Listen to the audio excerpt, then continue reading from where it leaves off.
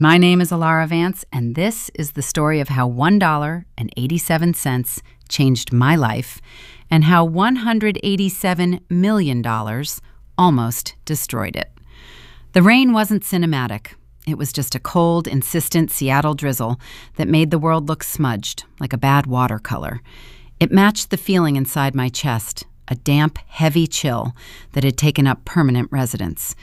In my hand, clenched so tight my knuckles were white, was the last of my money. Not my last substantial money, my last money, period. $1 bill, 1 quarter, 1 dime, 1 nickel, and 2 pennies. The financial summation of Alara Vance, age 29. The apartment behind me was already more memory than home. A 72-hour eviction notice was taped to the door, a pink slip that felt like a physical blow. My job as a graphic designer for a floundering startup had evaporated 2 weeks prior. Downsizing. My savings had been a shallow puddle to begin with, and it had dried up with terrifying speed. My cell phone would be disconnected tomorrow. My universe had shrunk to the contents of 2 suitcases by the door and the coins sweating in my palm. I stood under the awning of the Quick Go Market, the fluorescent light bleaching the color from my skin. I wasn't there for food. I could maybe afford a ramen packet, but that felt like delaying the inevitable. I was there for a different kind of sustenance, a final, stupid spark of fantasy. I think I have the winning ticket. My voice was a stranger's. The calm voice became less calm. Procedures were explained. A claim center, legal representation, anonymity if possible, though in my state, it was not. I would be made public. The next week was a blur of surreality.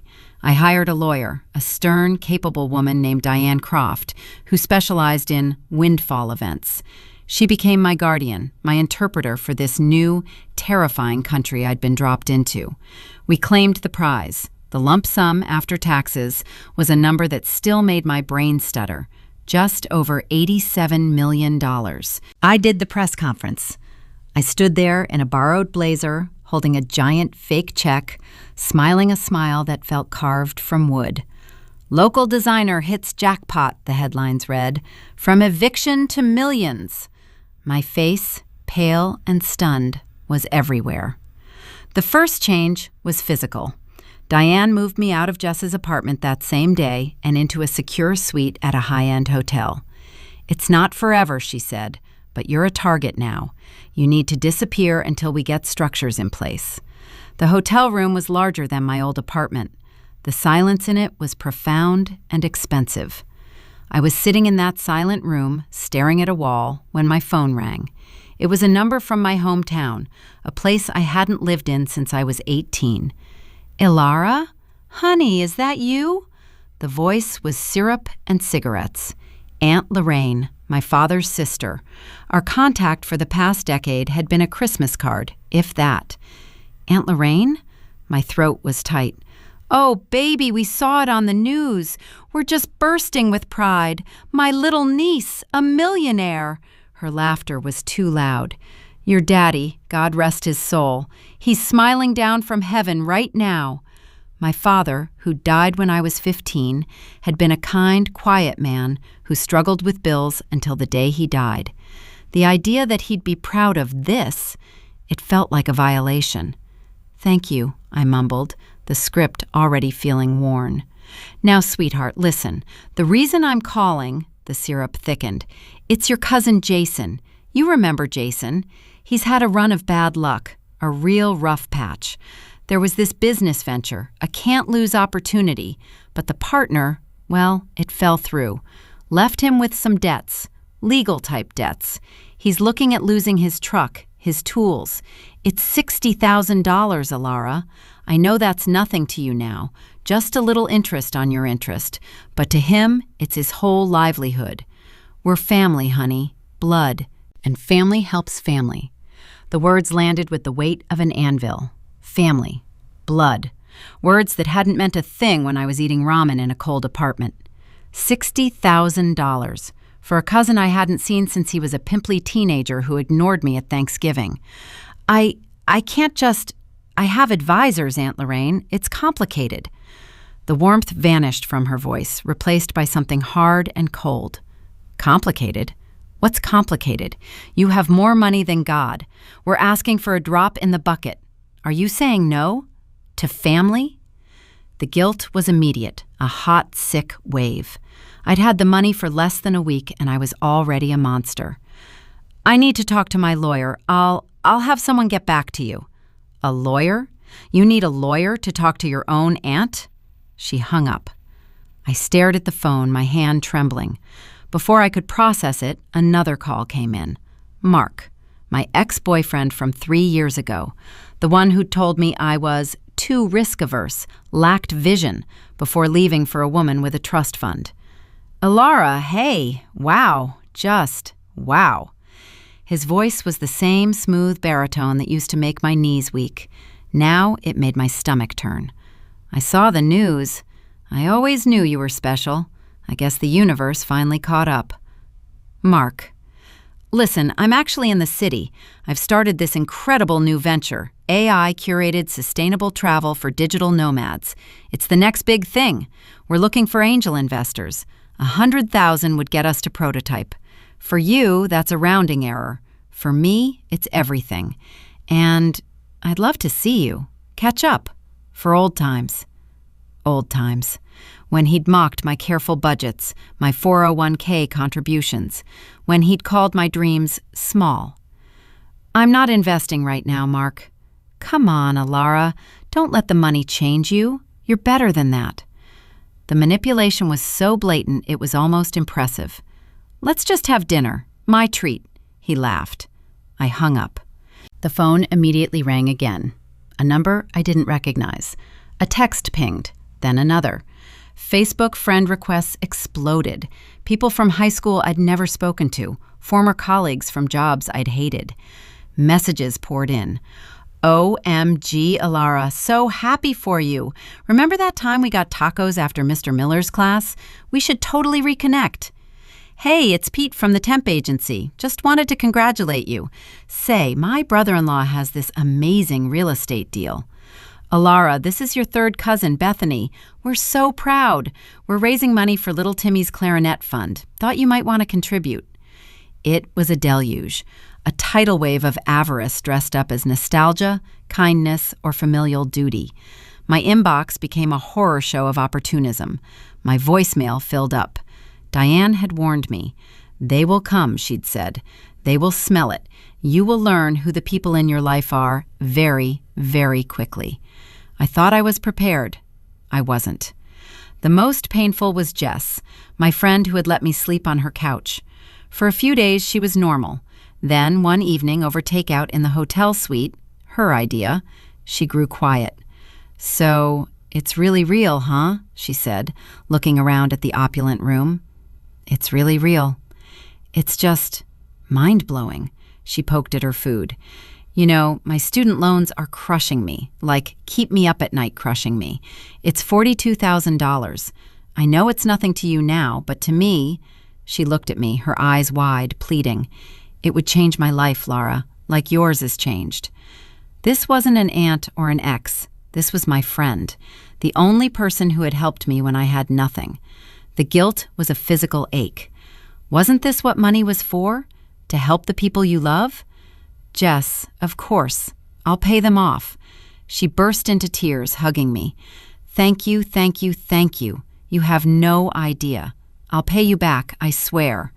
But even as I held her, a cold, tiny fissure opened in my heart.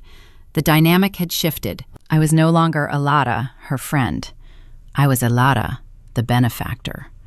The power balance had irrevocably tilted. Diane helped me set up structures, trusts, investment accounts, a new identity in many ways. I bought a house, not a mansion, but a beautiful, secure, modern home overlooking the water. It was quiet. It was empty. The requests kept coming. Aunt Lorraine called again, angry now. Jason's debt was now $80,000 due to late fees. A second cousin emailed a detailed business plan for a puppy spa. My high school principal wrote, asking for a donation for a new gymnasium in the name of the Vance family legacy. I started to say no. Diane was my shield. No is a complete sentence, she drilled into me. But every no felt like a betrayal of some unspoken rule of wealth. Thou shalt spread the luck. Every no was met with wounded silence, passive-aggressive social media posts. Funny how money changes some people. Or outright anger. After all I've done for you. From people who had done nothing. I became paranoid. Was the gardener being nice because he was nice? Or did he want something? Was the friendly barista at the new coffee shop just friendly? Or had she recognized me? I stopped answering calls from unknown numbers. I closed my social media. I lived in my beautiful empty fortress, surrounded by things that brought me no joy. I had wanted security. I had gotten isolation. I had wanted to escape desperation. I had stepped into a gilded cage. The loneliness was the worst part. It was a deeper loneliness than I'd ever felt on my eviction day. That was a loneliness of circumstance. This was a loneliness of identity. Who was Alada Vance now? A lottery winner, a target, a bank, a symbol, not a person. 6 months in, I hit a breaking point. I was at a charity gala, Diane said it was good optics, wearing a dress that cost more than my old car, smiling that wooden smile. A man approached me, sleek and handsome, oozing charm. He talked about art, about travel, and for a moment, I felt a flicker of connection. Then he slid his business card into my hand. My startup is revolutionizing carbon capture. We're seeking visionary investors. I'd love to discuss it with you over dinner. The flicker died. I left the gala, drove my expensive, silent car to the one place I thought might still feel real, the Quick Go Market. Mr. Chen was behind the counter, same crossword puzzle. He looked up. He didn't see a lottery winner. He saw Alara, the sad girl with the last dollar. His eyes crinkled in a genuine smile. Miss Alara, long time. Tears welled up, hot and sudden. Hi, Mr. Chen. You look tired, he said simply. I am. I leaned on the counter, the cool glass familiar. It's not what I thought. He nodded slowly, as if I'd confirmed something he already knew. Money is a loud thing. It drowns out other sounds, the sound of your own heart, the sound of a real friend's voice. Everyone wants something, I whispered, the confession bursting out of me. Of course, he said. You have what they think they want. The problem is, you cannot buy what you want. What do I want? I asked, desperate for an answer. You wanted not to be afraid on the bus bench, he said, his gaze steady. You are not afraid of that anymore. Now you must find out what you are afraid of next and what you want instead. It is a harder question. He sold me a bottle of water. I handed him a $5 bill. He gave me change. It was the most honest transaction I'd had in months. That night, in my quiet house, I made a decision. I couldn't go back, but I couldn't live like this, as a fortress under siege. Diane helped me draft a plan.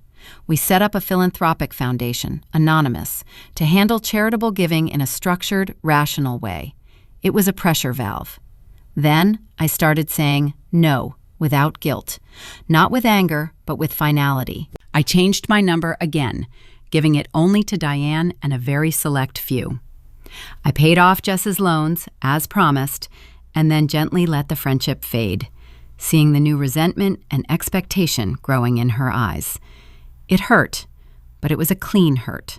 I told Aunt Lorraine, through Diane, that I would not be funding Cousin Jason's debts, but I would pay for a financial counseling session for him.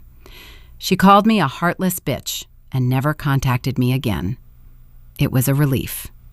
The silence that followed was different. It wasn't the silence of being hunted. It was the silence I carved out for myself.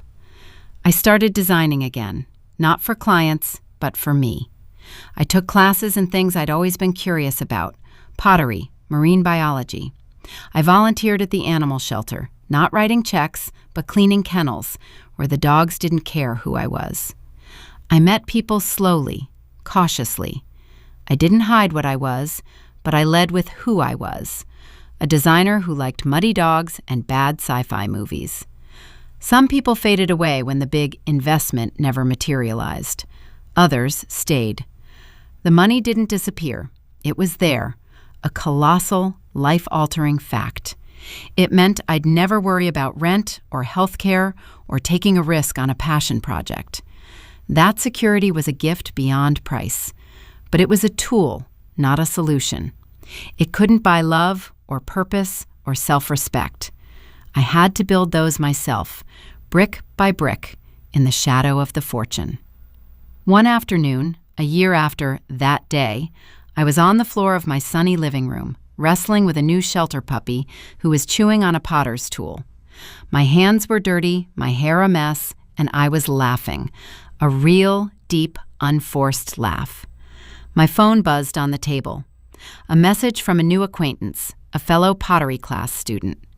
"Hey, a bunch of us are grabbing tacos. Want to come? My treat."